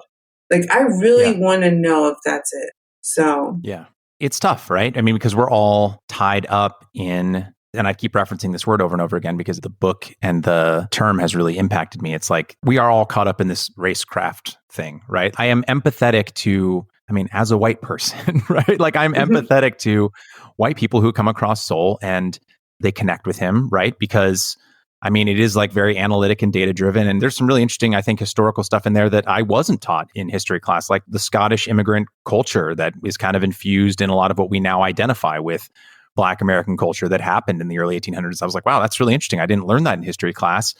And to me, I looked at that as a, wow, like we are all way more interconnected. It is way more omni-American. We are all less quote unquote all Black and quote unquote all white. We are interconnected as Americans, right? And the things that we think of as Black culture and white culture are in and of themselves in many ways constructs because we have been interacting with one another. We, right, as Black Americans and white Americans, we've been interacting with each other the whole time. And that I found really interesting. But on that same note, it does bum me out that there are people on the left, white and Black, right, or of any color, who immediately will write off Thomas Sowell, either having not read him because they hear he's quote unquote conservative. And then they'll be like, oh, I don't want to read him because I'm not going to use the slurs that I'm sure you know the ones he's been called, right? But like a traitor and all these other things, right? And that bums me out too, because again, it's like you've said so often, you don't have to agree with everything he says, but you can at least appreciate his voice in the chorus of dialogue that has been going on within Black America for as long as it's been around, you know? Exactly. Yeah, and if people do call him those words where we know what he's been called, I do challenge that too. Like, well, why is he this? So a Black man can't think how he wants? Why not? Yeah. Like, I'll challenge that too. But it's just people keep hiding behind sides and people and this. And like you said, it's this vulnerability thing. Like, people just don't want to be vulnerable. Like, why can't you just say what you want to say without even referencing Soul as your backup, as your hype man or whatever? Yeah. Or Kendi or D'Angelo or... Yeah, anyone. Yeah. Why can't people just say what they think? Like I said, they don't know what they think, maybe. Or it's fear, because not everyone is Brittany King, especially if people are talking online or they want to broach it with like a Black acquaintance or a colleague or a friend or a coworker or whatever. It's like, because of the fact that for most of American history, we've been separate from one another. And even if we've been living in proximity or even working alongside one another, there haven't been a ton of interracial friendships or relationships until relatively recently. There's a lot of ignorance floating around there. And the idea of being able to like be upfront with your ignorance so that you can learn and be vulnerable with someone else is really terrifying, because how many rolls of the dice are you going to have to make to come across a Brittany, right? Like to come across someone who, if you say, I was walking through the park, which comes from a good place, right? Which comes with like, I want to be able to connect with other people and now I feel afraid to. You can't always guarantee, and this is no fault on anyone on the receiving end. Like, look, you don't owe, I say this to anyone, you don't owe anyone your time or your empathy to explain things to them. But ultimately, that is how we'll move forward. But I think most people are like, I am terrified to say this because I'm potentially going to look bad. And I think people are just scared. I agree with that. And that's why I'm such a proponent about just thinking for yourself. And I say it so many times on my channel. I'm not here to persuade you to think like me at all. And actually, I get weary when people message me and they're like, just everything you say is so true. Like, and I can tell like, oh, okay, maybe we still align in our thinking. But then when people just think I'm the gospel, I tell them, no, I'm not. Like, I make sure, I'm like, no, I want you to think for yourself. That's what I want people to do, because if you can think for your own self, you take time to kind of get to know you and what you really are for. And perhaps that person that hides behind Soul or hides behind D'Angelo or Kendi if they like really got to know themselves and what they think instead of just diving into what other people think and being the vessels for them and only retweeting what they say, that they could probably articulate their point where they won't come off badly, in quotes I'm saying, because they will have taken time to say, okay, how am I going to communicate this on Twitter, or how am I going to communicate this in this email, or how am I going to communicate this without shielding myself behind someone else? And when you think for yourself, you have to sit with yourself. And sometimes that might be uncomfortable for people. Maybe people don't want to sit with themselves and realize who they are. That without the frame, without the being in Twitter and yelling and being on his side and being against those wokers, being against those anti-wokers, or being against liberals and conservatives or Democrats, Republicans, Black people, white people, all this stuff. And then when you're at home sitting with yourself without all of that chaos around your mind, it's just you, yourself, and yourself just sitting and thinking, you might be more uncomfortable with that than fighting with 5,000 people on Twitter because you're like, man, I don't like myself. Man, I don't even like how I think. Well, I don't like these private thoughts that I have about these people. But if you stay inside of this space where it's just constant defense and like just constantly projecting all of that on a person, when you should be saying that to yourself and getting yourself in order, cleaning your own room. We all know who said that. Then I think that is why. I think so many people are just so uncomfortable with themselves. I really do. I think that. And they just shield themselves behind so much stuff. Like, we don't even know. Yeah. People aren't even fighting people. Like, people are just fighting labels. Like, they don't even see you. They see woke. They're fighting a woke person. They're fighting an anti-woke person. They don't see you. Yes. They see your handle on Twitter. Ooh. They might see your name's Jim, but they're not fighting Jim. They're fighting a woke person. And all the other woke people they've been fighting. You're the same person. You're about to get it the same. And that's why I'm not for these labels. Yes, they're fighting an avatar. Yeah, I'm not for these labels, and I'm not for any more binaries, because if you pick a side, you're automatically in a fight. You're in a war. Mm-hmm. And you're in a mini now, because there's so much going on, and that's part of the problem is everyone feels like they have to fight. And at the end of it, it's like, okay, we all disagree, but it's easier to fight the label like a woke person than it is to fight Jim. If everyone saw everyone as an individual, that's harder to do because, like you said, depending on what you tweet, people just say, oh, you're woke. Oh, you're anti-woke. Not that you're John. You're this. And now I can just get all my scripts out that I say to these type of people. Here you go. Yeah. All their scripts. Yeah. Because then they have to stop wrestling with me. They have to stop wrestling with you as an individual. And then they can just put you in a bucket and then speak to you that way or not speak to you at all. Mm-hmm. Because wrestling with the complexities of who you are, of the fact that Brittany is in many ways a very different person than she was 6 months ago, a year ago, 3 years ago, 5 years ago, 10 years ago, mm-hmm. that we are all constantly changing and fluid and are becoming new people all the time. People want to, understandably, because that's how we think and how our minds work, we want to freeze people in time and put a label on them. Because if we can't even make time, as you said, if we can't even make time to wrestle with the complexities of our own inner working minds, we're certainly not going to take the time to wrestle with the inner complexities of someone else's mind, because we can barely sit in silence with our own. That is true. That is true. And that's exactly was the breaking point of how this whole journey started with me. And so I don't like labels, and I keep saying heterodox, but that's the only way people just get it. This is like, what are you going to do? But yeah, sitting with myself after I was completely taken to task and challenged on what I thought, and realized deep down that a lot of this was attached to feelings and identities and things I thought I should think. And the fact that I realized, I was like, oh my gosh, there's echoes of this and that. I don't even know why. It was taking time to sit with myself and interrogate myself and get to the bottom of who I am, it was very uncomfortable. I said to my friend, it was like an identity crisis for real. Realizing that, one, I was wrong about a certain situation of how my ideas were being challenged. I thought it was because everyone in the room was wrong. And when I say it wasn't a feeling. I mean, I thought all of you are so blind to what's going on. Like, how can you all not understand, like, that this is right? Like, you all are racist.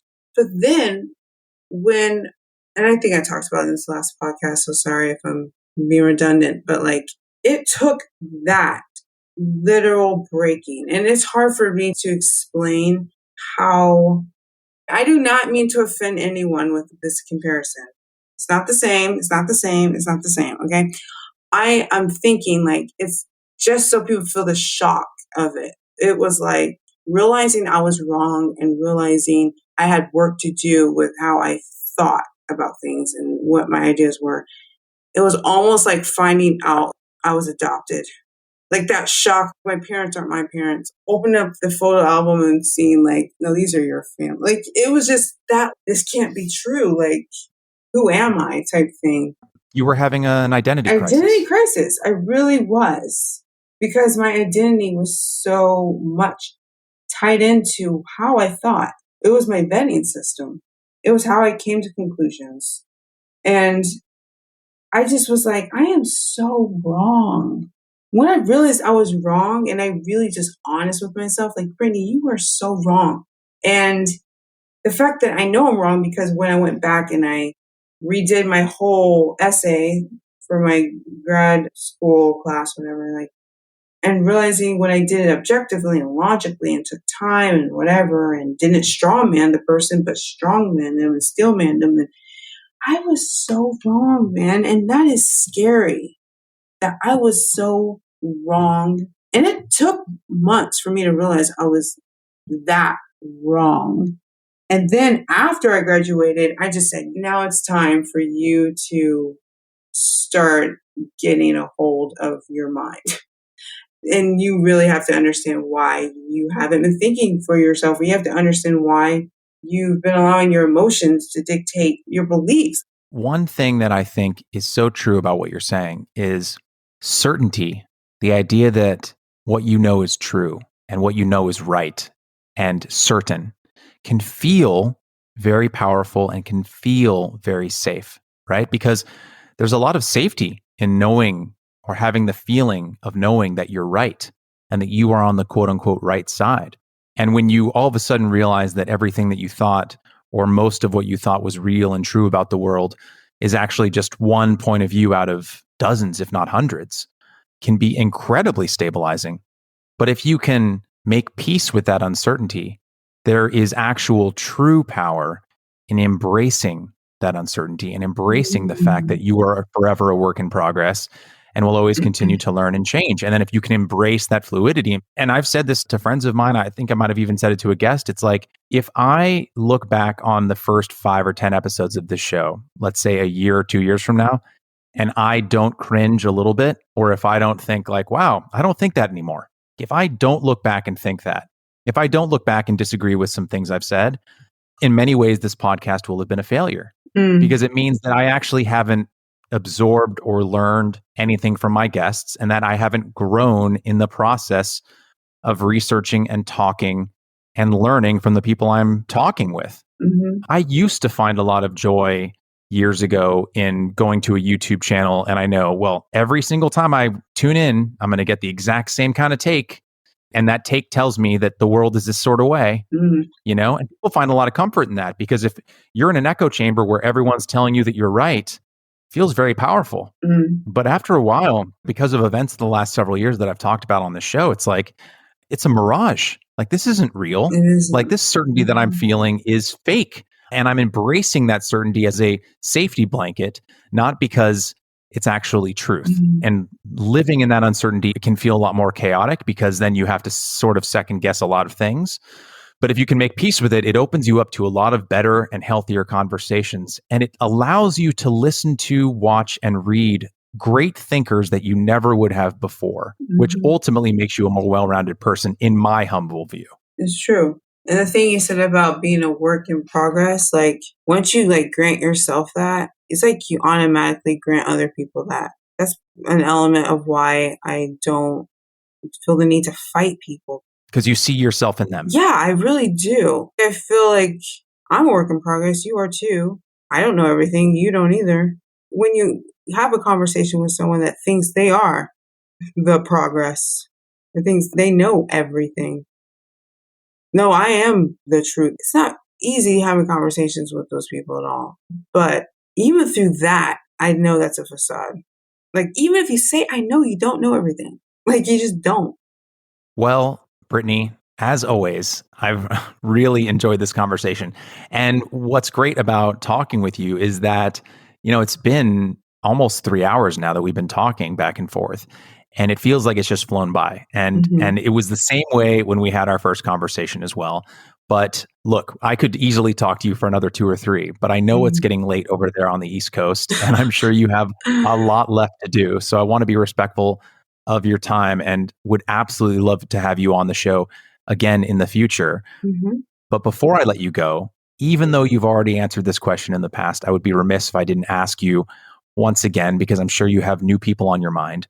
It's the question I ask every guest.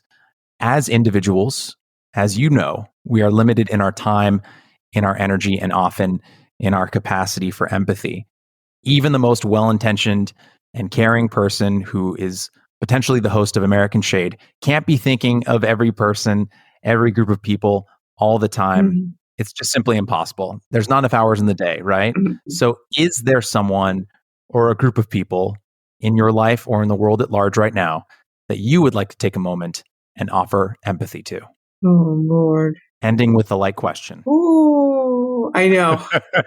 I think there's a group of people who I know many people in this group, and I say that with heavy quotes, that are the well meaning people we keep referring to who really just want to do good, just want to be good people. And they've been told these are the things you need to do to be good. And I feel like because we're human and we have intuition, instincts, like sometimes we know when something's off. But if a majority is saying something, and you know if you go against the majority and you'll be labeled the very thing you're trying to stay far, far away from, you might stay silent because you want to be good.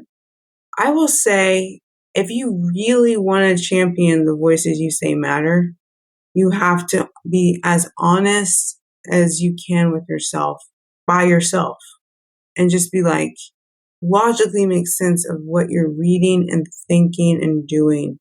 And ask yourself, is what I'm doing right now, or what I'm going to do tomorrow, or the meetings I'm going to, the conversations I'm having, or the thing I'm trying to implement, is this really going to better race relations with this other group and myself and the group I'm in? And also, is what I'm doing actually championing these lives? Or am I infantilizing these lives? Like, am I actually making a difference in their life, a fundamental generational difference? Or am I kind of being a coward and doing this thing because it makes me look good at the sacrifice of their progression? And I know that's it, but other people are saying, no, this is the way. And you know it's not. I know there's people that are just trying to do good when it comes to this racial divide. They're just gotten tangled up in a web, and now they're so tangled in it, they don't even know where to go, what's left or right. They don't even know the way out. But you have to be honest. If you really care about bettering race relations, you might have to go against your pack if you think what you're doing is actually damaging the people that you're trying to ally for. All because a majority says something doesn't mean that that's right. All because a majority says this is the way to go doesn't mean that it's right. Doesn't mean that is the solution. And if your gut is telling you it, because I know there's people that have that in them, like, because I've had the conversations with people and they've been like, man, that's how I felt. I felt something was off, but I just was told like I had white fragility, or I was told I was co-opting or the conversation, or I was told this or this. But I was like, no, I care about this community. And I feel like what I'm doing is actually white supremacy in a sense. If you answer that to yourself honestly, is the best thing you can do for that other group. And if it is the latter, or if you can't even answer it, it probably is the answer you don't want to know. Like you don't want to be honest with. But this country is not going to get better with people denying that voice inside you that's saying this is not right. This is not aligned with logic of an outcome for these people. This is actually down the line going to make things worse. If you care about bettering and being really progressive, you got to ask yourself those questions.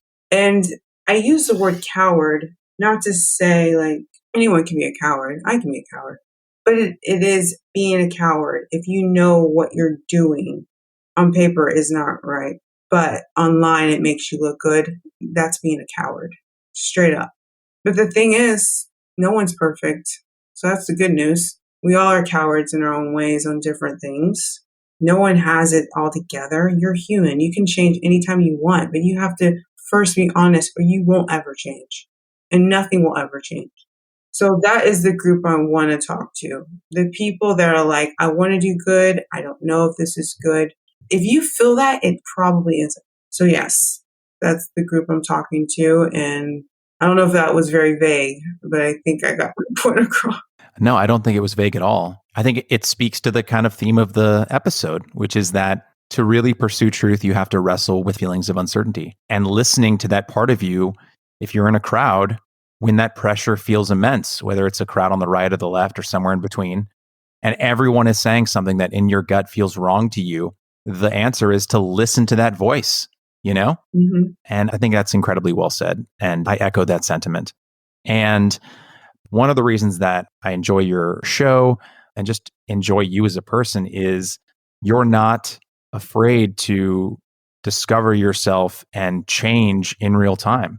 And your YouTube channel is a perfect example of that. And like I said, it started off as just one woman just reacting to videos and sharing her mind unfiltered. And it has become a place where you are encouraging dialogue with multiple people at a time, hosting panels in which, as you've said, sometimes barely say a word because you just sit back and you encourage people to talk with one another, whether they're guests on your show or just members of your audience. And so I'm excited to see where American Shade continues to go. Yeah, thanks again so much for coming on. I really appreciate it. Thank you. It's always fun. And yeah, we've been talking forever and it never feels like it. I was like, it's been what? It's been a day? No way. Yeah, anytime I'm coming back on, it's always great talking to you. Well, thank you.